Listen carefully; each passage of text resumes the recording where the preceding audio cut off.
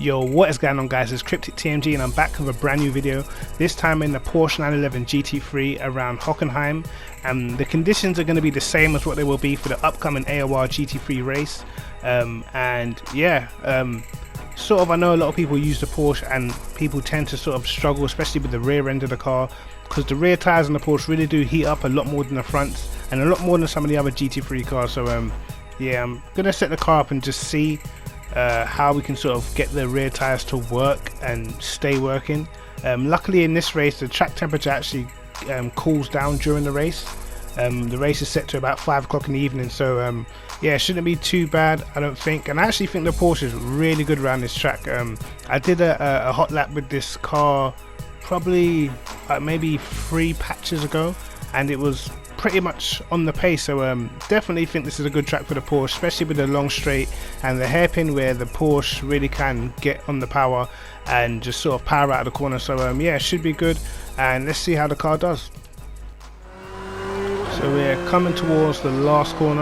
As you can see, we're running race field at the moment, and this is an online lobby, so I won't have the replay, but yeah, 83 litres of fuel at the minute, and it's all about trying to get that good run through turn 1. Obviously you don't want to go too wide in that curve because it just kills you, either spits you in the wall or drags you off towards the left. This is quite an important corner, you sort of got to get it slowed down, but it is sort of quite tricky to get on the power early, but you've got to sort of just feed the power in, make sure you don't go too leery, because there is a bump on the exit of that corner that really just always spins you if you get it wrong. But down the back straight where your brakes and your tyres can cool down just a bit, and yeah, there's a lot of sort of shadows in this track which makes it quite difficult, but we brake when we hit the rumble strip, and you really want to sort of hit the apex and square the car off on the exit so you can get on the power as early as possible. Then on the way to this next little right hand kink, which is flat out into a really important left hander where the shadows really do affect you in the braking zone. So we brake, we stay really out wide and then cut back in and get on the power really early. Turn in just as that shadow leaves the track and just straight back on power. Obviously this is probably the most important section, probably the hardest section of the track, which is the stadium section. Nice turn in, got half the car over the curve there, and this corner can really kill you. This is where Vettel binned it in the race, but you want to sort of get the exit, focus on getting the exit out of that corner. And the last 2 corners here, the Porsche does understeer a little bit, so I turn in a bit early so I can get on the power, keep on the power, run it over the curb. Could have run it over the curb a little bit more, but we probably lost half a tenth there, but still we come across the line, 38.2 with full fuel, which isn't too bad. And I think the Porsche is going to be pretty quick, but we're going to run through the setup and just see what I've done to the car to get it to sort of perform. I mean, when I first started it was in the mid 39, so yeah, see what I've done to the setup. So this is the tyre pressures I'm running, and this is just to keep the tyres cool during the race.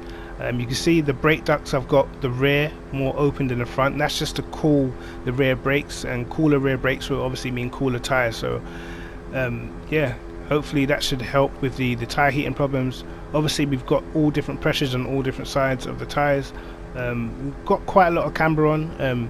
Because the Porsche is so fast down the straight, you don't actually have to take off as much camber, so you can still keep the same speed on the straight, but with more camber you're going to help yourself in the braking zones and on traction and acceleration. And the Porsche it does struggle a little bit on the brakes, but yeah, got quite a lot of rear toe. That's just to keep the car settled when we get on the power. I've actually taken the bump stops off, put them completely on 0. I feel like the Porsche is quite good over curbs anyway, and we did stiffen the car with a slow bump and slow rebound on the front and rear. I didn't actually touch the bump transition, so on the front and rear I think the bump transition's just stock. It felt fine to me. You might want to fine tune it. I've actually got the radiator at 30 because I just feel like you just want to keep the engine cool run here. You don't want any dips in power even with no damage on. But in the race you might want to go to free engine braking just to be a little bit more steady, but if you do that you're going to have to go up with fuel, because more engine braking equals more fuel consumption. But we'll put that back down to 2 because that was what I was running. And you've got the traction control to 16%. That's if you use traction control. You don't want to have it at 10 because it's way too strong, so I've got it about 16%. If you were to use traction control, then you sort of don't want it coming in too often. You sort of want it there when you really need it, and I think 16% is sort of the place to have it. And in the differentials, which is quite important for this car, we've got the preload set to 100, so we don't get too much oversteer when we're going through the faster corners, especially that right hander leading into the stadium section. We've got the clutches put it on 6, 8, just felt like it was too understeering into corners. Power ramp on 65 and the coast ramp on 45, which is higher than I normally would have it, but for this car you need to get that rotation. You could pull it on 2 front wing, but it was just way too oversteery. So yeah, that was pretty much what I did to the setup. Car feels pretty good, definitely fast around this track.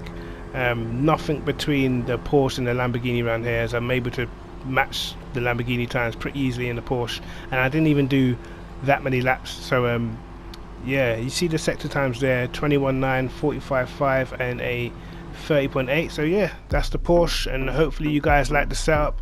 But yeah, it's Cryptic TMG. Like and subscribe, hit the notification bell to catch my videos first. Peace.